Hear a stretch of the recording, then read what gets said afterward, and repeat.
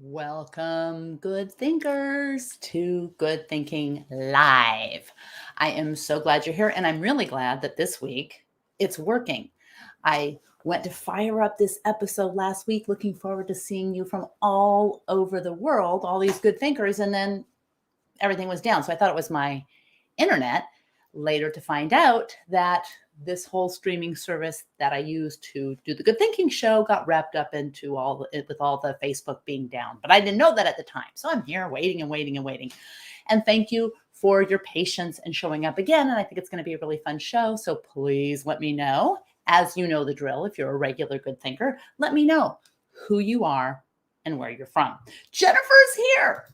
Jennifer's here. Yay. We've got the first good thinker on the show. And it's going to be a good one because today we're going to revisit how we think about memory.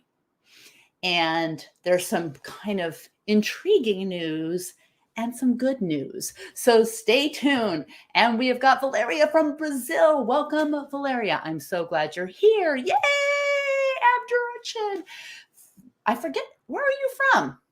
I forget. I think I know, but I want to share it with all the other good thinkers. Welcome here. I am so glad you're back. All right, first question for those of you early birds, right on time. Here is the first question. On a scale from 1 to 10, how would you rate your memory? 1 being not good, 10 being outstanding. On a scale of 1 to 10, how would you rate your memory? And I'm going to start saying hi to people as you put your memory ratings in. So Becky, hi, Becky. Let's see if we got, I'm going to try to get everyone in, but it never works that way. Hi, Becky. And Barkley. We've got Barkley from DC, Becky from the UK. We've got Selim. Where are you from? We've got Rudy from, where's Rudy from? From, is it Wisconsin? And we've got Janice from Scotland. And we have Roshan from, where's Roshan from? Dubai. And Salem from Dubai. And Jeffrey from, where's Jeffrey from? Where's Jeffrey from? I'm starting to lose. We've got Jeffrey from Canada. And we've got India. And we've got in the house, we've got Ivy from Kenya. All right. So we're starting to get some ratings. Sabrin from Oman. We're starting to get some ratings of our memories. We've got some 4s and we've got some 7s. And ooh, Bethany, which type of memory? Okay, this is really good. Let's identify, because Bethany asked a critical thinking question, because a critical thinking question is to clarify what you're talking about. So let's just talk about, we have this general sense. Let's take a general sense, which is really probably a little muddy, a general sense of what memory is. And Michael says, Toronto in the house with an 8. And so Jennifer says, let's see what Jennifer says about her memory. A 2, 6 to 7. We've got Jeffrey, 7.5, Roshin, 7, Valeria, 7, and we've got Hayford, Kwame with a 7, and let's see, Sylvia. All right, so we're starting to get some good scores. I'm going to pull your scores up, 4 with 5 being average. Okay, so we're starting to get some scores up. I think Bethany asked a good question, but let's just talk today about general memory, and then we're going to get right into it. Keep up with your scores. Let us know who you are and where you're from. I'm going to take this banner off so we have more room for all your great comments. Aha. All right, so next question. When was the last time you looked at your smartphone? Are you looking at your smartphone now? Are you looking at your smartphone now? Because, that might kind of skew, but when was the last time you looked at your smartphone? All right, I got to say Lillian. Lillian is hilarious because she says she's a 4. She's a new mom. Know that brain fog, know that memory cloud, know that sleep deprivation. And Abdurrahman said, I believe we're addressing long-term memory. Let's just put it all into one kind of memory bucket. And that's what we're going to address. Memory recall of short and long-term things. There could be a difference. And Bethany says childhood long-term memory is great. Short-term working memory is pretty poor. Interesting. All right. Okay. Let us see. So Barkley says he checked his phone about 2 minutes ago. Probably should check it again. 15 minutes. Jennifer's on it right now. Approximately 4 hours. What counts as looking? Mitchell says, what counts as looking? All right, that's hilarious. Mostly all the time. Yes, a few seconds ago. All right, let's keep your answers now because some of you are on your smartphone.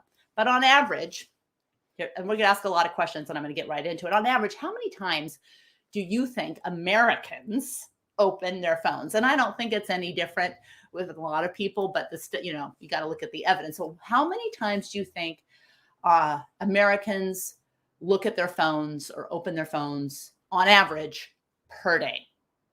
Any ideas? I want to give a second to think about it. But I also, as you kind of try to come up with your answers, I want to mention the fact that smartphones have been shown to harm the abilities, the brain's ability, to retain important details. So related to memory, the research suggests that when we rely on our devices to remember things, we often fail to learn things and we fail to remember things without the crutch. So we kind of look at this external brain. So the average number of times that we look on our phones, times per day, maybe you could say every 5 minutes, and this is on average. So some people barely look and some people look every 2 seconds. The average is 58 times a day. We spend 3.5 hours on average online. Obviously, there are major outliers, who might spend a lot more and some people who spend less. How many of you rely on GPS to direct you to places that you could or should probably remember how to get to? Like you're in your own town and you're like, oh, I'm tired, I'm lazy. Maybe there's traffic. I just don't want to think. I want to turn on my GPS and let it tell me where to go. Turn right, turn left. How many of you do this? Okay. So we've got 20 guesses against the 58 times a day of 20 plus, 262. Yeah, Becky says it's way lower than I expected. Me too. I actually thought 50. I mean, that made me feel guilty that maybe I'm way more than 58 times a day. But that's just our phone. So that doesn't include like all the times we might log on online. Someone else says 130 every 10 minutes. So we've got a lot. And so someone else says, Jenna says every 5 minutes, several hundred, maybe 500. I know that's kind of what I was thinking. And then it made me feel guilty. So maybe we are, us good thinkers are also on our phones a little bit more than average. I don't know. All right. But we do know that when we use GPS, we fail to develop, and there's some interesting neuroscience about this too. We fail to develop those neural connections that we need to have a sense of memory, have a sense of direction. And I know I was not gifted with an incredible sense of direction. I can tell you right now, but in previous work, I had to develop a sense of direction. This is pre-GPS. And I know that I have moved from way below average to probably average sense of direction. And I also know that every time I rely on the GPS, I feel like I'm moving back down toward where I used to be. So Jenna says she just uses it going to new places. Bethany says, yes, GPS, but I prefer not using it. Sometimes I purposely choose to get lost so I can find my way home. Okay, some of these answers deserve rubber chickens because they hint at what we're going to talk about at the end. Okay, so we've got some rubber chickens. Those of you new to good thinking know that these rubber chickens are extremely important because you earn them for participation. And so far, we've definitely got some good rubber chickens going today. All right, so here is the next question.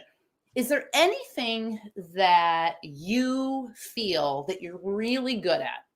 This is kind of an obtuse question. You feel that you're really good at, but you don't really have proof from other people, or you have no way to really measure it. You just have this feeling that you're really good at. You never practice it, but you think you're really good. Is there anything in life that you think, I'm pretty good at that? I don't really practice it. It's just something I know I'm good at.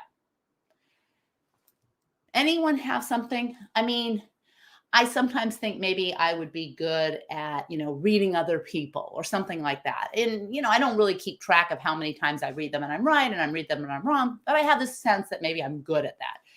And I do maybe practice a little bit. Some of my friends may say too much, but, something like that where you don't really practice. All right. The reason I ask is because Memory is one of those things. Memory is one of those things where even if we think we're a 4 or a 5 or a 2, if we had to put our memory of something where we feel we remember exactly what happened against someone else, like, so if someone on here rated yourself, if you rated yourself as like a 2 or under a 5 on memory, and you had to go up against another good thinker who was a 7 or rated themselves above a 5, and you both saw the same incident, would you acquiesce? Would you say, my rate, I don't think my memory is that good. I feel like I totally remember, but I'm going to go with Michael, who rated himself a 7. I'm not going to go with myself, who rated myself a 4. Would you do that? Or would you think, no, this is something I totally remember? So you know what you don't remember, but do you know what you do remember? Like an accurate negative is, I don't remember. A false positive is, I know I remember, but I don't. All right, so we're going to get into some memory research, because a top bonus question that I'm going to ask is, for those of you who look at your phone all the time, this is a bonus. This is a thought experiment question. So kind of, you're thinking here, blah, blah, blah, good thinking. We're going to go, right? We're going to, all right. Would you have an external device planted internally, tiny little chip, something, something behind the ear that would help you remember without having to pick up your phone? So you're in an argument with someone and someone says this fact happened in 1823. And you're like, no, that happened in the 1700s. And you could just go, boom, without picking up your phone. Or, no, I think so-and-so sang this song. Or, no, I think this football team won and, won the champion league and da-da-da. Would you have an external device, our phones, but like tiny, teeny, tiny, implanted so that you could have a more reliable memory? Let me know. Big thought experiment. Go for the implant? No way. Go for the implant? No way. And if so, why? Why do we panic when we lose our phones and we can't find? But if we could remember every calendar event, everything that we wanted to remember was just here. We didn't have to worry about finding our phones or freaking out. Would you do it? Would you do it? All right. So you could say, do it, not do it. So if you say yes, no, I know which question you're doing. So Abdurrashid says, in order to understand memory, we should understand how our hippocampus functions. Yes. Ew, no. People are like, no, I would not have that implanted. I would love to have that microchip helping me be more productive. No, no, no, no, no, no. Why? Why is it that we're adverse to that? We do a lot of things. We take pills. We put on creams that are absorbed in our skin. We get shots or we don't. Why would why would you worry? Like, you could just have something implanted. What is it about? Is it because you give up that control? Well, how much control are you maintaining over your neurochemistry and neural connections by offloading from your neck-topped computer to a external device? All right, where are we without our memories? Now, our memories tell us who we are and where we've been. So I got to get some of these answers. So Jenna says that would make life boring. Sometimes it's the conflict of memories that are good for getting the discussion. Yeah, but what if you could decide, I don't want to, just like your GPS, you don't need to use it, but it's there if you want. You could just, so we've got, no, that means that means to not use our brains anymore. Well, really? Does this mean not using our brains anymore? Does GPS mean not using our brains anymore? That's what I'm wondering. Yes, give me the chip. The organic brain would atrophy. Okay, but if the organic brain will atrophy with GPS, if our organic brains will atrophy with using our phones to look up facts or memorize grocery lists or whatever, what difference does it make if it's exogenous outside our bodies or endogenous inside our bodies? Why do we care so much? My question. Or maybe we have this false sense that we are controlling things when it's outside and we can throw our phones away. Well, you could have the chip removed or you don't have to use it. So let's say, Becky, how about people from the Middle Ages who's mastered many things compared to now? Okay, that's another hint at what we're going to talk about. And Jeffrey says, do it as long as I retain the autonomy of thought and will with little to no risk of atrophy, wishful thinking. Yeah, yes, yes, yes, yes. Maintain the feeling of free will. What if it made you feel like, you control this. You control this, just like you control how much what you see on your phone, right? Or what you know, or what you think. Yes, and Barack says, I feel when I was a teenager, my memory was better. Me too. Definitely me too. All right, let's talk about a little bit. Let's get real about memory. I want to get real about memory because I want to leave enough time to kind of discuss something that in preparing for this and working in this area of good thinking has kind of blown my mind. And maybe it will give you some hope and some new ways of thinking about memory. All right. Now, I cringe when I read some of this research, so get ready to cringe and get ready to think, not me. Now, if you think, that's not me, think again, because we're human. And our neck-top computers are a little bit buggy, a lot buggy. But there are some things we can do. So let's bring in some comments. Mind control by an external source. Yes, mind control by an external source. Mind control by an internal source. Is there a difference? All right. Can we say people from the Middle Ages had a better memory because they didn't have devices or expect diaries or notes? Okay. Abduracha, did you see my notes for this show? Really, really good. All right. I'm not going to answer that yet, but keep his comment in mind. All right. Here are some things that research has really really kind of revealed, and it's not comfortable. We remember that our grades were better than they really are. So you go, well, I don't remember my grades being good. I remember my grades being bad. Okay, fine. We still remember our grades better than they were. We remember that we gave more to charity than we really did. And we remember that we voted in elections that we didn't vote in. How many of you are parents? How many of you are parents? Parents? I'm a parent of 2 adult guys. But how many of you are parents? All right. Memory research suggests that when we remember that we actually remember that our kids walked and talked at an earlier age than they really did. Now, remember, these studies don't necessarily apply to every individual. These are on average studies, but they probably apply more than we want to think. So memory distortions occur in our minds even when we are otherwise trying to be honest. So what does it say about our memories? What does it say about how memories are our identity? Maybe memories represent more about who we want to be than who we actually are. Now, Elizabeth Loftus, how many of you have taken any of my courses, decision-making courses, critical thinking courses, applied curiosity courses? How many of you have? I know some of you have. And we're going to be announcing a couple of cool things, not next week when we're taking a break from the show, but the week after. So definitely tune in. Specific things for good thinkers, only for good thinkers.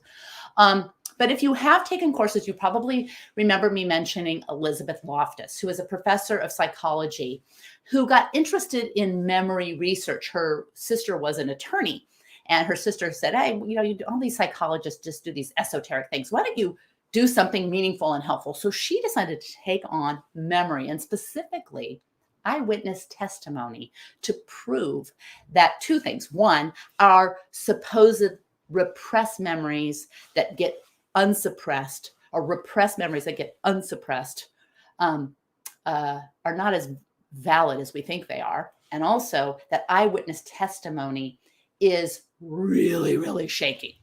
All right, really, really shaky. So I can't remember in which course we do this. Maybe it was critical thinking for better judgment decision making. I can't remember. But anyway, we've talked about Elizabeth in some of these courses, about Professor Loftus. All right. So according to Loftus, we think of our memory as a hard drive, and that just records things and then etches it into our brains that we just, beep and upload. And that's not really a good metaphor. This is the famous "How fast were the cars going" study. Okay, so ready for this? You got to participate in a little study. So all of the subjects saw the same video of this car colliding with another car. And the only difference was they were asked a question: how fast were the cars going? So Subjects A got how fast were the cars going when they collided with each other. Subjects B got how fast were the cars going when they hit each other. And subject C got how fast were the cars going when they smashed each other. How did the speed, and these are eyewitness testimony, how was the speed reported different for subjects A, B, and C? Who think that collide was fastest? Who think they were all the same? They all saw the same video. They should all be estimating within reason how fast these cars were going. Maybe there'd be a little difference in judgment, but it should all be clustered around a speed. Turns out it wasn't. It was very much determined by the noise of the word collide, hit, or smash.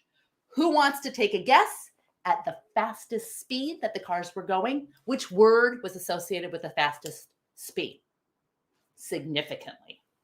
All right, who wants to take a guess? Guess in the chat. Was it hit, smash, collide? Which was the fastest speed? And it was significant. We all saw the same thing. All subjects saw the same thing. And there was another finding, which will give you a little hint to the answer. Smashed was the fastest. Yes, Michael is right. Smashed, smash, smash, smash was significantly the fastest. And something else was smashed. Smashed, Janice smashed. Yes, Becky smashed. Everyone's getting the right answer. There's something else. Jeffrey says misinformation, hashtag misinformation effect. Yeah, a lot of that. But misinformation effect is noise. There's a lot of things. We think everything's just bias or implicit bias, and there's just a lot of noise that affects our ability to make good judgments and ultimately good decisions. There was another thing associated with the speed of the car. So actually people were asked whether they saw a broken windshield or a smashed windshield or something. And there was no smashed windshield in the video at all, but the people overwhelmingly reported having seen and knew their memories were accurate, having seen the smashed window with the word smashed. So we think there's no way we are so simple that our memories of actually what happened and what didn't happen, which is just a fact, can be so easily influenced by the noise of different words. But it's true.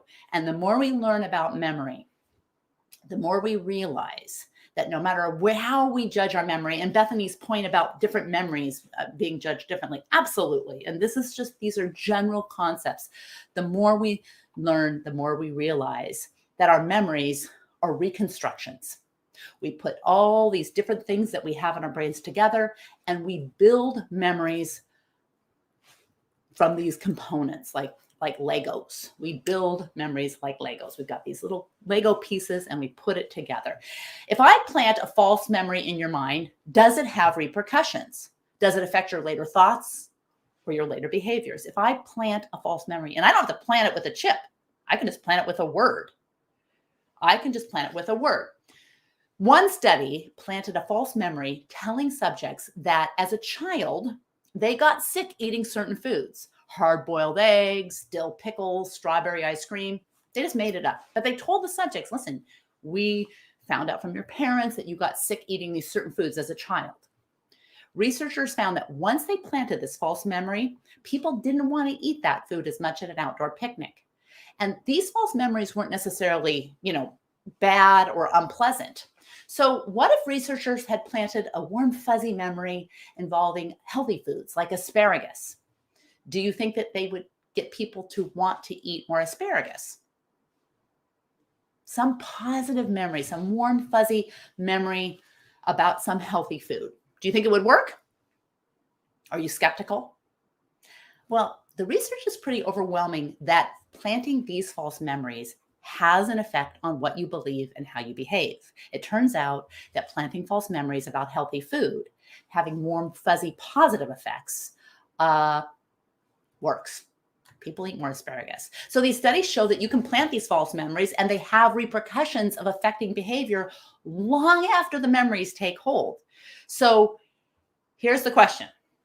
Since planting false memories clearly works, our memories are constructs, is planting false memories ethical? Should we use this mind technology? Should we use it for good?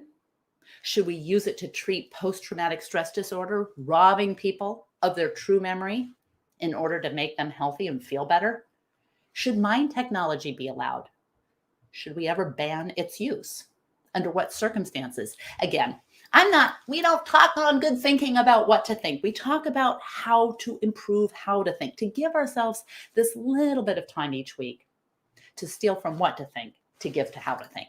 And that's what we love about having good thinkers from all over the world who want to give ourselves time, just 30 minutes, sometimes 32 minutes, just a little bit of time each week to devote to thinking about our thinking, which is luxurious. And that's why I'm so glad you're here. All right. So we've got some really good comments, and I wish I could pull them all in. I'm just going to pull them in so that you can pause this video, rewatching it, or if you're watching it not live, you can see some of these comments. You can certainly see them in the comment section, but there are so many good comments here, and I can't get to them all. But we're going to get to thinking about things. Things are really important because they're going to matter, increasingly matter. And we think about nothing. We don't worry at all about what using GPS does to our neural connections. But when we start to question our true free will, like these false memories, even though we know our memories are constructs, should we use this for good? And if we use it for good, how do we ban it from being used for evil? And who is to decide? Who is to decide when it is good and when it is evil? All right. So here is what I think. We know that there is a whole category of people called memory athletes. These people can compete, memorizing long chains of things. They're really memorizing numbers of things, whatever. But we know that there are techniques for improving our memory. And yet we just default to allowing our memories just to be there for us. And we don't exercise it. Why not? If we value having our memories, if we value having them be accurate, and we know that there are memory athletes who use techniques to improve their memory, why don't we use them ourselves? Why don't we use a memory palace instead of a grocery list? All right, but how many know what a memory palace is? Well, let's get into what you can do. First, a couple things to remember. Miller's Law. Any of you know Miller's Law? So Miller's Law states that our memories kind of max out at 7 plus or minus 2. So if you're remembering a sequence of things, like a sequence of numbers or a number of grocery lists, or you've got to remember some facts, that we kind of start fizzling out, at the upper end of beyond 9. And, we can keep it between that 5 and 9, right around 7. So Miller's magic number is 7. So one of the things that memory athletes do is chunk information. So for example, if you have a number, 4, 5, 3, 2, 7, 8, 9. That's 7 numbers, 4, 5, 3, 2, 7, 8, 9. So one memory trick would be to chunk it. 4, 5, 3, 2, 7, 8, 9. So 453, 27, 89. So this chunking of information, and you think to yourself, okay, that's interesting. All right, whatever. I learned that. Yeah, I kind of know that, or I heard about that. Practice it, because it turns out that practice does improve most things we want to get good at, including memory. And yet we just think that our memory's there and there's not a lot we can do. So I'm not talking about luminosity and all the claims that they make about, preventing Alzheimer's or dementia. I'm not talking about that. I'm talking about what memory athletes prove to work. And there's a book called Moonwalking with Einstein, which I love. I really recommend this book, Moonwalking with Einstein. And because it goes through this whole kind of the story of a memory athlete, which I love. The other thing is stop believing in common myths like memory works like a video camera, because it doesn't work like a video camera recording all the events. Two people seeing the exact same event with their eyes and ears and senses focused on the same exact thing will come up with different perceptions of reality due to noise. And it's not all bias. It could be pollution levels, barometric pressure, genetics, all kinds of things. So if we just stop thinking about our memory as in terms of a video camera where there's a right answer and a wrong answer, but instead focus on practicing how to get better at our memory, and realizing that memory is largely an illusion, but practice can help get it closer to the truth, and just use it to remember things, which help our neural connections. That's, a really good thing. And then, if you're tempted to trust your memory, you can use independent evidence to, corroborate the memory, so you can collect, evidence at the time, and then you can go back and see how much you remember. That's another way to do it. So you can chunk things. But one of the things I like most is the use of this memory palace. And a memory palace is picking a place that you really know well. It could be your house, your office, your neighborhood, maybe a neighborhood grocery store. I like to think of my grocery store that I always go to down the street. And when I think of my grocery list, I'm always tempted to, put it on my phone or old school piece of paper. But lately I've been trying to say, okay, how can I create a memory palace, which is I place all the things mentally that I need to shop for along the mental path of where I'm walking. So if I have to remember, let's say I'm going to remember a sock, a pencil, toothpaste, and, soap or something like that, or grapes, then I will think about those things. I can barely even remember what I just said, but I will place those things in my house or in my neighborhood in related places. And then I will mentally walk through those places. And that's using this memory palace concept. And it's really important to look at your memory as something that if you do care to get better at, and if you want to think of your memory more that like a 7 than or even if you think of it as a 7, you do want to look at what memory athletes do to, just like if you want to get better at anything. Yet we just think, hey, our memory is our memory. It's good or it's bad. No, actually, you can affect your memory. Doesn't mean that it goes to all kinds of things like, offsetting dementia. Those things are still yet muddy, but you can improve your memory. You can improve your working memory, and you can improve your memory of spatial, just like you can improve your spatial awareness when you don't revert to the GPS by looking at a map and creating a mental image and practicing, even when you're thinking about things, practicing. And every time you look at your phone, you're basically taking all the things you're learning, and you might as well implant the chip. So if you're going to practice, put the phone down and actually practice these things. Otherwise, you just might as well implant the chip. All right. Here is the deal. You cannot trust even your most precious memories, even when they come to you in great detail and feel 100% accurate. They could be partial or total lies that your brain is telling you. And I know that doesn't sound good and it doesn't sound right, but it's the truth.